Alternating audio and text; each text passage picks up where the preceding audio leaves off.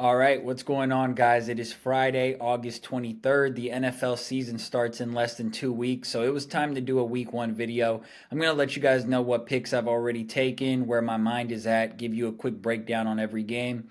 I'll do more detailed analysis, maybe do some videos later on next week for games in particular that I'm going to be taking. But I just want to just put out a general feel for where I'm at with each game, maybe get your guys' thoughts. Love to hear feedback in the comments.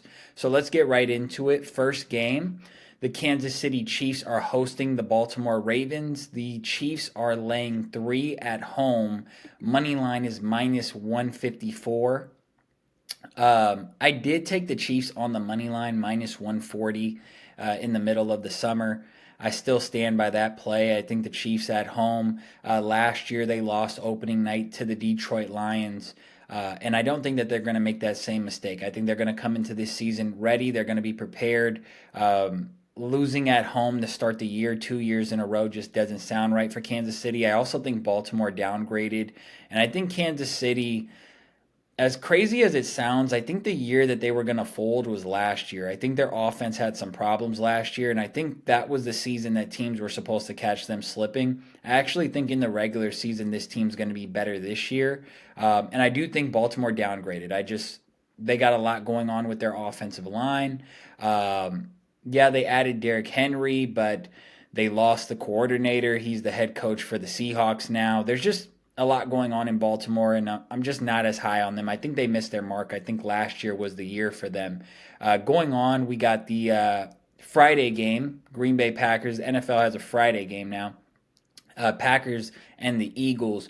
Side note, before I talk about this game, I've been saying this for a while. I think the NFL is just going to take over. Like they're taking over Christmas. They've already owned Thanksgiving. I can see a world like 5 years from now where it's just like there's NFL games on like almost every day. The money talks, and they're a powerful brand, and there's just a lot of opportunities, and they could just take over all the primetime spots. I wouldn't be surprised if like in the near future we got football almost every single day. But the Eagles are currently minus 2.5 neutral field. Game is in Brazil against the Packers.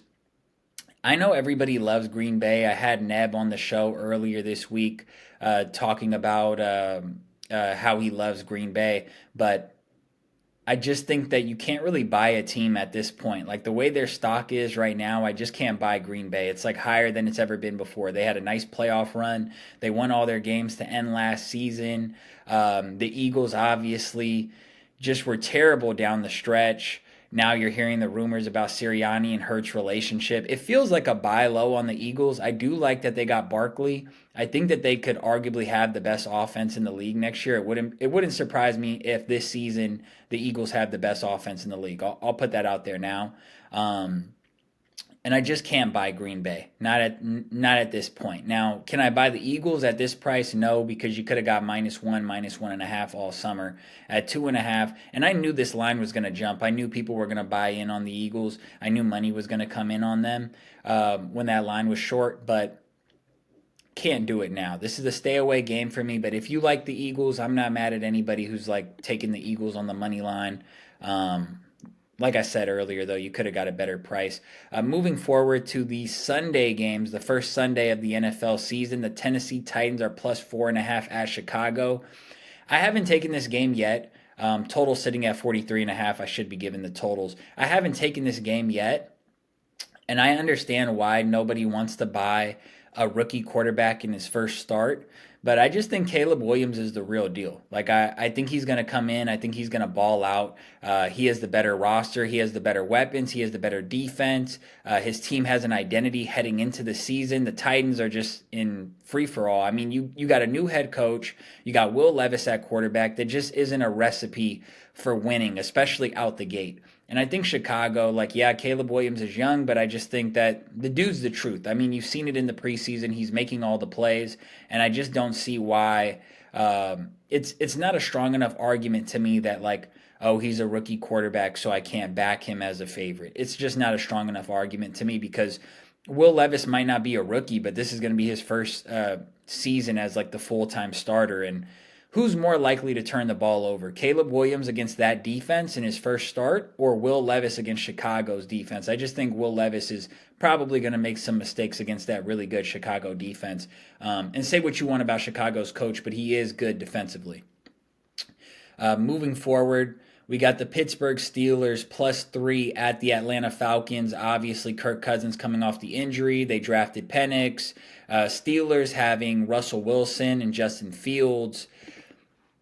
Not too great. Not too great. Their quarterback room isn't too great. But at +3 and just that Tomlin voodoo magic that everybody likes to talk about, it's hard. It's hard at +3 at this price now to really want to buy Atlanta in their first game of the season. Man, this is tough. But honestly, if you force me to pick, I have a feeling Atlanta is the sharp side, and I think that's why this line went up. I can't take the Steelers offense the way that they're currently constructed. I can't trust them on the road right now. Atlanta is the better overall roster. I don't know. I just can't do it. This is a really tough game. This is one of the most interesting games of week one, but I just can't. I can't call it. I think if I have to, I told you guys I would give you guys my call on every game. If I had to, the Falcons pull this one out. Next game, we got the Jacksonville Jaguars +3.5 at the Miami Dolphins. I think this is the highest total, maybe the second highest total of week one games. Dolphins laying 3.5. This is another tough game for me. I think Jacksonville did some good things in the offseason. I think Trevor Lawrence is going to have a bounce back year. I know he was banged up last year. He struggled against pressure last year. But Miami is just really good to start seasons. This is their year to take over the AFC East if there's ever going to be a time for them. And at 3.5, it's not a price that I love, but I could see this being Miami in the over. This is just early thoughts, guys. Like this isn't a game I'll actually bet. This isn't a game that I've really thought much of. I've had a couple people hit me up and say they're taking Miami week one, but I'm gonna leave that alone. Next up, we got the New England Patriots +9.5 at Cincinnati Bengals. Jamar Chase hasn't been practicing. Looks like Brissett is going to start the season. This is a high total. This is a high spread. It's essentially a double-digit spread with a total that's at 42.5. Conventional wisdom would make me think that this is going to be like Patriots cover, game goes under. Patriots offense doesn't generate much, but they play it smart, and maybe the Bengals, who usually start seasons slow, just have a hard time, like just coming out the gate with just great offense against the Patriots defense that still has some players trying to prove themselves with the first-year head coach, obviously Mayo. But I don't know. This is tough. At 9.5, I'm just going to default. Call me a Joe, but I'm just going to default take the Patriots in this one at 9.5. Just feels a little high for this scenario. Next game, really good game. The Houston Texans -1.5 at the Indianapolis Colts. Total sitting at 48.5. I think I like the Colts in the over here. I haven't touched either one, but I think I like the Colts in the over. I think with Shane Steichen and Richardson at quarterback, Taylor at running back, they're going to score. They're going to move the ball up and down the field. I mentioned this in the last video that I did when I did the AFC preview. The Colts are going to score. If they can get stops, they're going to win games, and I think this is a team that probably gets more stops at home, lucks up a little more at home, and because they're able to score the ball as an underdog, it's kind of, as a home underdog, they're an interesting buy for sure. I know everybody's really high on the Texans, and a part of me just wants to be like contrarian and take the Colts because everyone's high on the Texans, and maybe the Texans don't come out the gate just winning as a road favorite within the division. That's usually a tall task for teams, especially young teams. And, of course, they're trying to integrate Stephon Diggs into their wide receiver room. So, a lot of things going on in this game. I do think that the over is a good play, though. I think that the Colts are going to be able to move the ball whenever they want, and I think C.J. Stroud is a guy who you can trust to put up some points, obviously. I think he's already a top 5 quarterback pretty much. So, like the Colts in the over there. Next game, The Minnesota Vikings are -1.5 at the New York Giants. Total sitting at 41.5. This is a game that I've kind of gone back and forth on. Initially, I really liked the Giants. I thought maybe this is a little bit of a bounce back season for them, get right a little bit, maybe addition by subtraction, getting guys like Barkley and Waller out of there and kind of coming up with a new identity. Obviously, they drafted Neighbors, Daniel Jones, a little, I was going to say a little bit, but it's really a big time prove it year for him. And Minnesota on the other side has Sam Darnold at quarterback as a road favorite, something that you kind of want to fade. But this game is hard for me because Minnesota has like the better roster by far. Like after the quarterback position, you look at their roster and they're just a lot better. We know Daniel Jones has struggled at home throughout his career, and we know Brian Flores, the DC for the Vikings, is just going to bring in so much pressure. And Jones, he's turnover and mistake prone. So this is a really tough game. I kind of want to lean towards the over. I think both defenses could cause some turnovers against the other team's offense. Maybe you could get some defensive points in this game. And I think that Dable and KOC for the Vikings, they're both good offensive minds, so maybe they find a way to put up some points, and their defenses find a way to put up some points. I think I like the over in that game more than anything. Next up, Carolina Panthers +4 at the New Orleans Saints. I already gave this out, Carolina +5 as an official play. I'm sticking by it. Obviously, we're getting good closing line value at the moment with Carolina +5. I don't really want to go into it too much because I've already done whole videos about it, but Carolina, I think, is a team that's moving upwards, and I think New Orleans is a team that's staying stagnant. Check out the video that I did about that game if you want more of an in-depth analysis. I'm just going to push through that. Next game, we got the Arizona Cardinals +6.5 at the Buffalo Bills. Total sitting at 48.5. I've been having a hard time with this game. A part of me feels like anything under 7, I want to buy Buffalo because they're at home. But the Arizona Cardinals, they're kind of on the come up a little bit. They got a good head coach. Kyler Murray's healthy. It's a tricky game. I wish I knew exactly how the Bills are going to play it on offense. I have a feeling they're going to be kind of conservative now that Diggs is gone, but I don't know. I feel like if this game was later on in the season, I would have a better feel for it. But coming out the gates week 1, this is a matchup I don't really want to have too much to do with.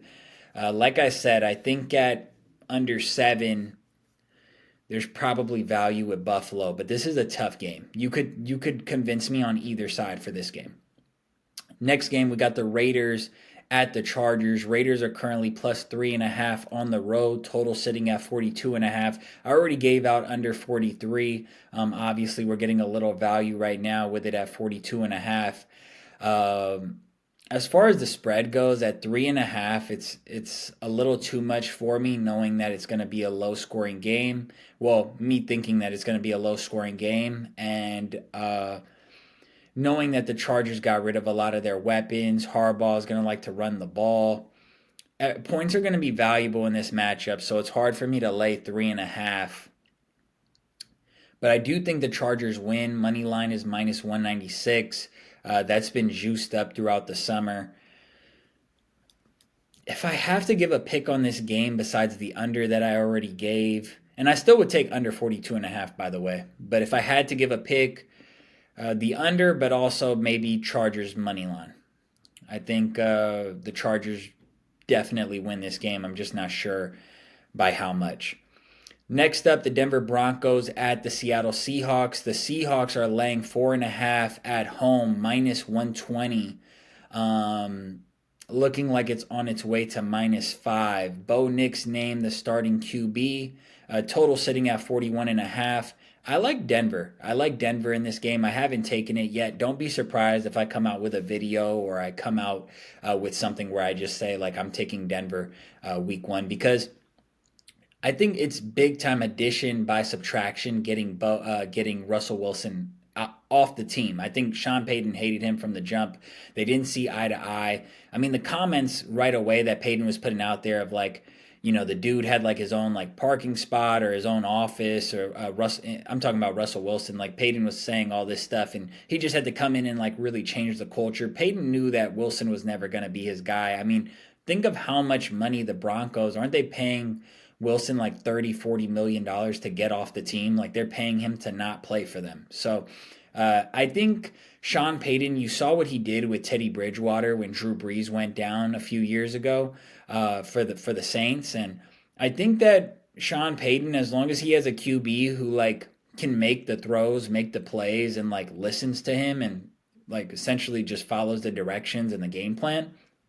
I think Sean Payton is a guy who can. He's just so smart that he can get it done at plus 4.5.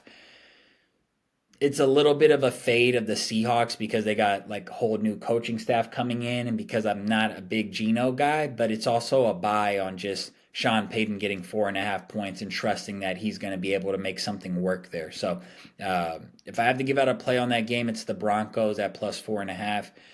Maybe hang tight and see if we get plus 5 later. Next game, we got the Dallas Cowboys at the Cleveland Browns. The Cowboys are currently plus 2.5. I like Cleveland in this game. I'm been taking my sweet time taking them. I should have got them earlier in the summer. Kind of got caught standing pat, seeing what the Cowboys were going to do with all their offseason moves. Should have been quicker on my feet, but at minus 132 on the money line for Cleveland, I still like that. I think they're going to cover minus 2.5 as well. You have to stress in the NFL the importance of good pricing and getting a good number and things of that sort. But I think in this scenario, it's not really going to matter too much. I think Cleveland gets the job done. Wouldn't be surprised if like Dallas came out the gates looking horrible with everything they have going on. Zimmerman is brought in as the defensive coordinator for Dallas to help kind of stop the run. I don't think Dallas's defense is going to be as dynamic as it's been in years past, making plays, scoring touchdowns on the defensive side, but they are, or they at least should stop the run a little better. And with Nick Chubb still being out, this total being so low, maybe this game does go under. Next up, we got the Washington Commanders at the Tampa Bay Buccaneers. The Commanders are plus 3. It was plus 3.5, plus 4 earlier this summer, maybe even plus 4.5 at a time earlier this summer. And I understand the move because I like the Commanders here. I think the Commanders win this game outright. You get the play caller that really turned Baker's career around last year, really saved Baker's career. He was on his last leg. And you take that coordinator and you make him the head coach for the Carolina Panthers. It's going to be tough for Baker to repeat what he did last season. I look at Tampa Bay as like a team that could potentially go from first to worst. Excuse me, phone just went off. But I look at Tampa Bay as a team that could go from first to worst within their division potentially. And I just don't trust Baker too much. I think the Commanders come in there with Jaden Daniels and Dan Quinn at head coach, Kingsbury at OC. They've done a lot of good things this offseason. They've always had a couple nice players on the roster. In this matchup, I want the dog, and I think the dog has a chance to win this game outright. So I will take the Commanders at plus 3 with this game. Haven't done it yet, but I like the Commanders here. Next up, we got Sunday Night Football. Last 2 games of week 1. Sunday night, the Rams at the Detroit Lions. Rams are currently plus 3.5, total sitting at 51.5. I gotta say, at 3.5, it makes it a little tougher. It was 3 at different times during the summer. I think Detroit probably gets it done here. They're super good at home. Their defense has improved. It's going to be a big game for them. They got to come out and win this game. The place is going to be rocking. I like both of these teams. I think both of these teams have a chance to represent the NFC in the Super Bowl. I think my Super Bowl pick, I know I said the Niners coming out the NFC in the video with Neb, but I'm starting to feel like Detroit, because of their improvements, could find their way. Initially, at the end of last season, I thought Detroit might have capped out and just have been done, but I'm starting to think maybe Detroit has another run in them before Ben Johnson maybe goes and takes like a head coaching position somewhere. But yeah, this game I think is going to be a really good Sunday night game. I think it's going to be high scoring, high powered offenses going at it. Sean McVay versus Jared Goff. Matthew Stafford going back to Detroit again. That playoff game was exceptional. I had the Rams to cover that game. They did. They played great in that game. Almost, you could argue that they should have won that game. But in this matchup at 3, I like Detroit, and at 3.5, it becomes a no touch for me. As far as the total, I will lean to the over. Haven't given it too much thought though. And for the last game, the Monday night game, we got the New York Jets at the San Francisco 49ers, sitting at 4.5 right now. Total is sitting at 44.5. I like the Jets in this game. I wouldn't be surprised if the Jets won this game outright. Call me crazy. I just think that I'm kind of buying in with these two teams, like the reports that you're hearing out of like training camp and out of the offseason, like all the stuff going on with San Francisco. I could see them maybe getting off to a slow start, or maybe just not being super like a well-run tight ship coming out the gate. I also think that Aaron Rodgers and the Jets might just come out balling. Like in this game, the Jets really don't have any pressure. Like all the pressure is on San Francisco to get it right, to figure out what they're going to do. Obviously, the Ayuk stuff, the Trent Williams, all the things that the Niners have going on. Purdy, Grant Cohen, some of these guys in Niners training camp, the reporters, they haven't been too crazy about how Purdy's looked. We'll see how he looks tonight against the Raiders in the final preseason game. But I just think all the pressure is on San Francisco coming off of the Super Bowl loss and just all the noise they have surrounding them. And the Jets can just come in there and they're playing with house money. Like no one expects them to win. It's Aaron Rodgers coming back to the Bay, and they can just be loose. And like it's a low total. Both teams have good defenses. Like taking the dog, getting over 4 points in this matchup, and it's Rodgers and has a point to prove, and pressure's on San Francisco. I might be a sucker. I might be a sucker for this story, but I wouldn't be surprised if the Jets found a way to hang in this game. Wouldn't be surprised if they won. Definitely wouldn't be surprised if they just like lost by a field goal and they covered this game. So those are my we're 22 minutes in. Those are my thoughts on week 1. Gave you guys a couple of the plays that I've already taken, games that I'm looking at, just my general thoughts. Get in the comments. Let me know what you guys think. I wanna hear what other people are thinking. I want to see where everybody's head is at as far as these week 1 games. We got less than 2 weeks, 13 days till week 1, till opening night, the KC Ravens game. So give me your guys' feedback. Let me know what you guys think.